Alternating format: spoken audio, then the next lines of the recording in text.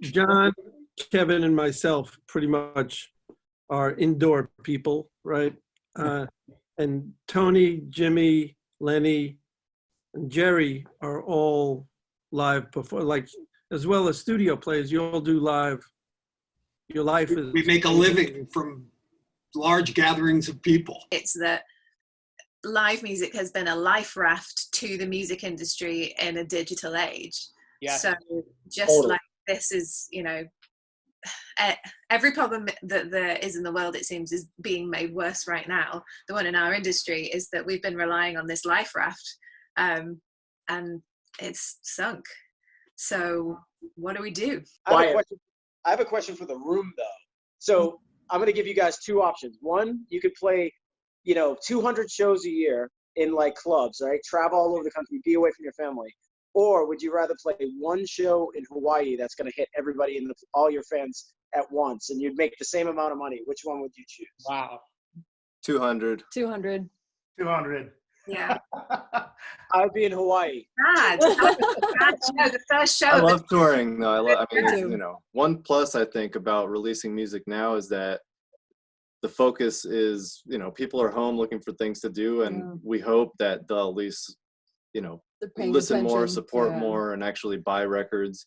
Yeah, I've seen people supporting merch stores and, doing things like, hey, support these bands or do the, I think people are, I think there are a lot of fans probably just as concerned as artists. Like, I mean, I'm definitely a glass half full kind of person, but like I definitely think that once things start to clear up, whatever avenues that do open up for us to get out and play in front of people will be received well, and will be, people are going to flock to shows. And yeah, we've been cooped up at home. It's going to be I think a big release for everybody to be able I to feel like if you think about what's happened in the, especially our industry in the last 20 years, people have been working in their own silos for so long. So the move to working remotely has not been something that's been that difficult for the music industry in terms of recording and, overdubbing, because we're so used to doing that. But in terms of the live thing, that's a hard thing to embrace. But I think humanity is, at the end of the day, the need and the desire to be in real touch with people, as opposed to this kind of touch, the virtual touch, I think will transcend this moment. And but I don't think fundamentally humanity is going to change. They said the same thing when television first came out. But have any of you guys found like other tips for or discovered new things about your own production styles or instruments? I can suggest something to all of you and to everyone who might be listening and watching. When I find myself feeling a little bit negative about, we're trapped at home, I'm stuck at home, my studio's not as nice as the other studios, I try to tell myself to look for the positive. And one of the things it's motivated me to do is to set up a reverb chamber, first in a garage and then in the bathroom. And I'm still married. Oh, cool. You made it. It's a cool project. Yeah. Go set up a chamber. You'll love it. It's fun. My wife and I have been holding community sings in front of our house. I bring a little Kurzweil keyboard out front and an amplifier and a little PA system. And we invite the neighbors who we are very friendly with. We have an incredibly close community here. And everybody stands 6 feet apart, and we yell at them if they don't stand 6 feet apart. And we send a PDF around with all the songs we're going to sing, so everyone's staring at their phones. But we're doing Beatles songs, and last week we did a couple of John Prine songs, a couple of Carole King songs, and it's really fun. It's really successful, and everybody really enjoys it. And so far, the cops haven't come to shut us down, so I think we're going to keep doing it for a while. And so, like, I do product management, but I'm also doing their live feeds, and I'm interviewing a lot of these guys that are musicians, and half of them obviously hate the fact that they're home, and I'm sure you guys feel the same way, and it's a huge like hit on your pay. But like, when in your life are you going to get a month off to just sit and relax and like? I've been in this industry long enough to know that whenever there's a big shakeup, it usually sloughs off the folks who have a low appetite for risk taking. So those of you seniors who are about to go to New York and LA and Nashville and Atlanta and all those places where there are jobs, you may find that there are even more opportunities than there would have been otherwise, because there'll be a lot of people who are just getting into the music business who are saying, I can't take this. I want to study something else at school and I want to have a more stable career. So nothing stops pure persistence. And for those young people who are just willing to just hang in there and keep going, you'll find you'll be the ones who are going to reap the rewards from this. My wife's name is Sharon Kennedy, and she wrote a song called Where's the Toilet Paper? And we've put it up in a couple of places on YouTube. And I definitely approve of it. I should. I was playing guitar. And we're waiting for it to go viral and for her to get, a call from Good Morning America or something like that. But I want to circle back very quickly, talking about like buying your first distortion box and tone shaping as well. This is the very first fuzz box I ever bought. It's a Electro Harmonics graphic fuzz. It's got 6-band EQ. This is like an original. I bought it when I was 16 years old, and I still use it every session I do. That ARP 2600 over there has got a mic pre in it that sounds glorious on anything you throw into it. Oh, wow. I got the ARP, baby. I'm living with you. Let's go.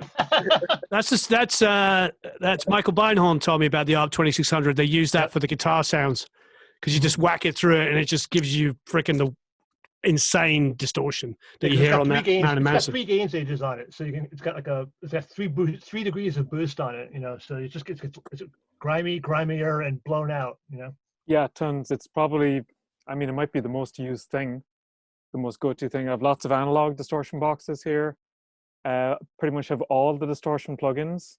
One of the things I find with them is that you can't use the same one a lot in a song. You got to use a lot of different ones so they don't kind of gang up on each other. Unless it's something like CrushStation, which has so many parameters that you can kind of make it a lot of different things. But I guess like anybody else who's played guitar, the most exciting thing that happened to me when I was a kid was I bought a distortion pedal. And when you stomp on that for the first time, that's like when you've discovered life, at least that's how it felt for me. So then after years of working in studios and moving to New York and kind of going up through the studio system and learning about making things clean and aligning tape machines correctly and then getting into digital audio and all of that, to kind of then throw all of that knowledge away and start distorting the crap out of things again has been really, really fun. But the idea of fix fit feature is that it's the way I prioritize thinking about effects, that I don't just add distortion for the sake of adding distortion. There has to be a motivation for doing that. The same is true for delay and reverb and EQ and everything else. And so I prioritize it in the boring order. We do the boring things first. We fix known problems or prevent common problems from happening. The second layer is fit, and that's really about masking and how do we fit together the jigsaw puzzle that is going to be our 96 track thing. And in the case of distortion, if we introduce distortion to one track, it helps it rise up out of the mix so that it can compete in a crowded mix. And then features when you're allowed to go crazy and just muck about with stuff and have fun. So that's sort of the order to how I think about all effects, not just distortion. I put distortion on everything. So it was just another tool. And it's what I've always liked about the Eventide plugins was the the slider you can have. So I would program different parameters on either the left or the right side, and I could morph between things. So this is just another way to make morphy distortion, which sounds pretty rad. Do you find that you end up using that sort of thing, in particular the ribbon controller, for like transitional stuff, or how do you? Just I want to create like gestural sound design, so it's really helpful to have basically a macro parameter that you can assign to. I assign it to the EQs a lot with the distortion. So I say I bring up the gain, I scoop out the mids or something just to get a crunchy sound, things like that. So it's handy just to have like a performance element to a plug. From a player's perspective, that is more my thing. It's totally something that is the first thing I do ever, and being well used to work with the Eventide 89. It's like you go through the presets and you get inspiration. It's like, okay, this distortion sounds like, okay, I got a riff, I want to record that riff. So I took apart a lot of distortion pedals in doing this. And I noticed the key thing about distortion isn't everyone geeks out about the particular nonlinear element, right? They're like, oh, you got to have this one Germanium diode made in 1975 that has this particular thing. You got to pay $1,000 to get it. And then if you get, some people at some other companies to mod your pedal, it'll be perfect. I found that generally the art of distortion is the voicing that happens before and after. And that's kind of where the art and the tuning is. So I was like, well, I should just make distortions that open up these parameters and at each kind of part of the chain and let people sort of muck with the stuff that happens. So yeah, what I'm liking about That sounds right. CrushStation and all of these Eventide plugins that are kind of from that pedal series, like Mangle Verb and Black Hole and Spring Mangle Reverb, Verb. is that much like a pedal. When I pull them up, I can very quickly just grab a few knobs, twist a few things, and make something happen without much of a plan. And it'll present something to me that I can kind of work from. So I'm not necessarily calling up this plugin with a plan in mind. It's kind of like, well, I'm bored, I'm going to open this up and see what might happen. Yeah, I think that goes for a lot of Eventide stuff, but definitely this. I was working on some records, and it's like, oh, I got this new thing. I'm supposed to try it. Let's try it. And in weird places. So I had like a real gentle, like sad, quiet vocal, but it wasn't weird sad enough. It was just sad. So it's like, all right, let's throw this on there. Let's throw on, the lower octave. And it was just a vibe. A lot of times, with Eventide stuff, I'm like, I need something. I got to put some sauce on here. I don't know what. So let me get something I can play with and get a vibe and head in and find a direction to go in, and this definitely does that.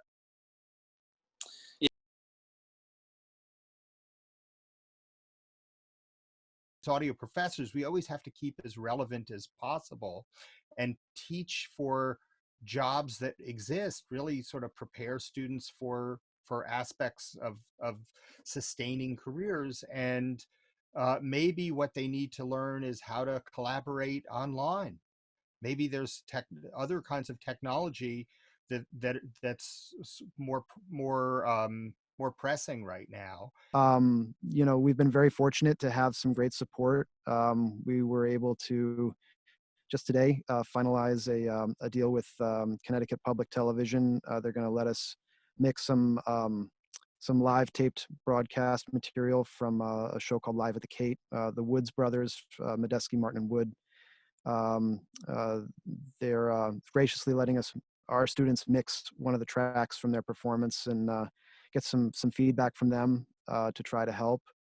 We're trying to look at mixing, and we just have to say we did what we could do with recording, but that's kind of the end. Similar to what Gerry is doing, it exposed, I guess this situation exposed how similar we educators are, but it showed me how different the lives of the students are. You'll have students who have a full recording studio, and for them it's fine. They have everything at home. You have students who are messaging you from the McDonald's parking lot that they're going to be late for the lecture today. So I think this is one thing that it has really shown to me.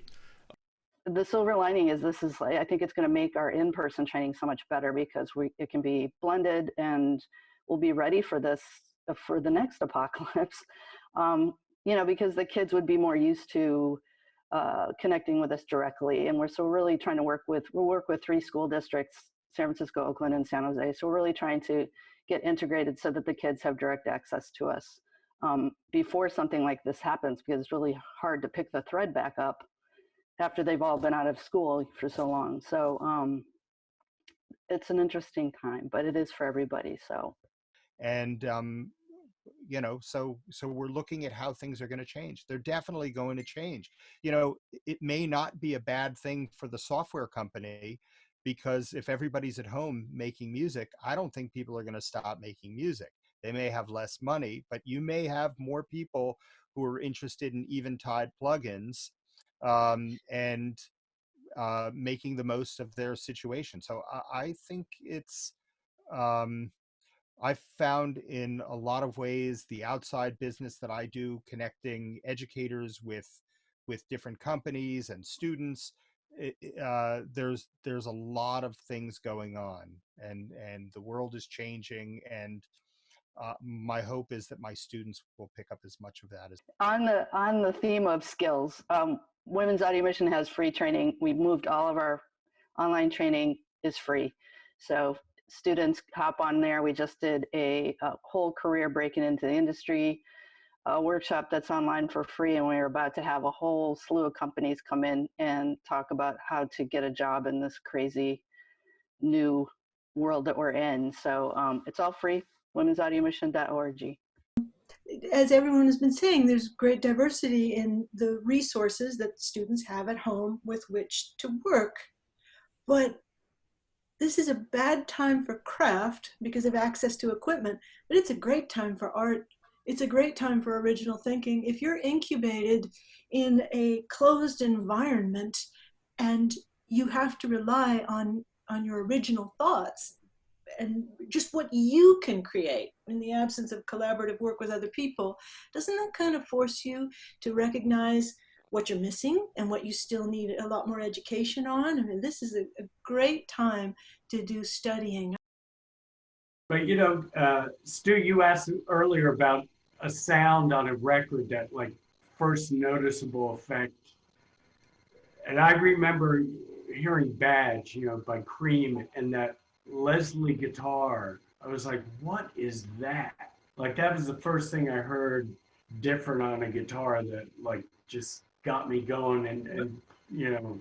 It's funny you should say that, because I had a similar experience with the same effect, but it was the opening lick, I believe, of Tears of Rage. I love how where magnetone comes in. I love how Magnetone vibrato. used the Leslie effect on a lot of Genesis vocals. That was really cool. I always like the sound of Tony Levin's bass in King Crimson, like the compression on there. Right. Yeah. Right. He's got this kind of custom box. Squeeze box. Is it a squeeze box? Squeeze box? Okay. Squeeze box. He only started using that like in the late 80s, early 90s, because before that he was just using a Boss compressor. But the thing with Tony was, you know, if you're ever in the studio with him and he was working on a song, playing along, he really wasn't, you know, that part of the performance really wasn't kind of important to him. So it's kind of, you're like going, wow, he's not really getting it, and it's not. And then he'd suddenly, after a couple of passes, go, okay, I'm ready now, and then he'd just play, and all of a sudden you go, what just happened? Because the sound would go from like this to like boom, boom, boom, and you go, you think, did he just put on some pedals? And it was no, like it was literally just his fingers on the neck, and he then knew what he was going to play, and all of a sudden the sound just came into focus. It was pretty uncanny. Me and my friend James Brown did Gear Club together because we were both too nervous to do it on our own. So that was a great podcast. Like, yeah, I was like, I'll do it if you do it. So we did it, and it turned out to be really good fun. You know, John and Stewart are just so much fun to hang. They're with. great guys. Yeah. Yeah, don't be nervous to go on if anybody's thinking about it. But, we did the first one of these last week, and we had. You had one without us? Well, I'm out of here. Hey, did we happen to see a rose pedal when you showed us the pedals? Oh yeah, you guys just send me the rose, and I'm loving it. Pretty amazing, yeah. You can do some of those, like when you can jump the multipliers, you can jump the multipliers on the hot button. That's pretty cool sound to me. You know, an H9 as well. Have you? Yeah, the H9. Well, here's I'll show you. Going back over to the lair, I take this H9, which is everything's higgledy-piggledy here, but this guy. There you go. And use that instead. There you go. Runs on a 9-volt, and then the rose. Mm-hmm. Yeah, I love this stuff. I will say something. Something about Eventide is that Eventide are like the digital analog company, aren't they? Because they got in the 70s when nobody else was doing this with like the 910, and for me the H3000 was a staple growing up in studios. Just going to a studio, H3000. It's weird. It's like I don't put Eventide in the digital basket like I do other companies. To me, they're the analog digital company. You know what I mean? Second that, yeah. Yep. Eventide's just on that God level. It's a yeah, different well, thing. I think Jimmy was aware that because the night was part of the dozens of songs that Bruce was amassing for what would become Darkness. I remember riding home with him in a cab at 5 o'clock in the morning one night thinking, wouldn't it be nice if we could get Bruce and Patty to do something together? You know, it would be great. I always liked Bruce. I saw him for the first time in 1969 at Monmouth College down by the Jersey Shore in his band Child. And I always like to tell him the story when I see him, but you know, they did a 12-minute version of Season of the Witch. He played a Black Les Paul and he was amazing. You know, I didn't know who this guy was, but he was just like there. But I think Jimmy really hoped that, you know, Bruce could do something. And Bruce actually wrote a couple songs, and I wish I had those cassettes, that they haven't been lost for time, but he wrote a couple songs for Patty in her style. And I remember us listening to it and thinking, you know, it's kind of like we do, only sideways, you know, and Patty not following up on that. But finally, Jimmy, one day, got the cassette from Bruce of what was then Because the Night. It had a lot of different lyrics, obviously, about, you know, working all day in the hot sun and coming home to your woman or whatever. And it had a kind of a Latin rhythm. That's what I remember. It was like, you know, it's, I don't know, had a nice twitch to it. But when he gave it to Patty, she went home, and, you know, I remember, you know, us listening to the song. I don't know whether it was before she was waiting for the famous phone call from Fred and thinking about lyrically, but I remember her playing it to me over the phone, and there was no way that that chorus was not completely memorable. I mean, you know, it still, of course, is. And when we did it as a band, we kind of evened it out. You know, we made it a rock song. It wasn't quite a rock song, and I think Bruce's demo is probably floating around somewhere, but of Because the Night. But, you know, we kind of roughened it up and straightened it out. And, you know, Jimmy just loved that. Really, he really did. And it gave us a hit that is still, you know, sung along to around the world, which is a beautiful thing. You know, sometimes an artist is idiosyncratic, especially like Patty. Also, I've worked with Suzanne Vega, and, you know, they're not, you know, they have their artist things, but to have a song which reaches around the world, that's almost transcends anyone as an artist. And it's a beautiful thing when that happens, when an artist can have a mega hit and still retain their personality within it and have it speak beyond their core audience.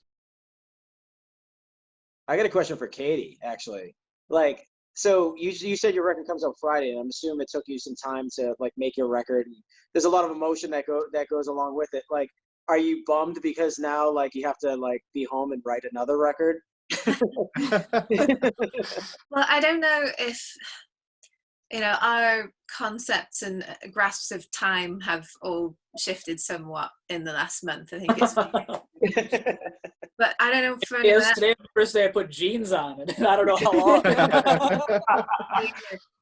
For me, with releasing this album, until it actually is released, it's impossible for me to imagine that it ever will be. The notion of it coming out, you know, I've been in other bands before, and that doesn't really feel real until it's actually happened. So I would have kind of been floating along in that feeling regardless.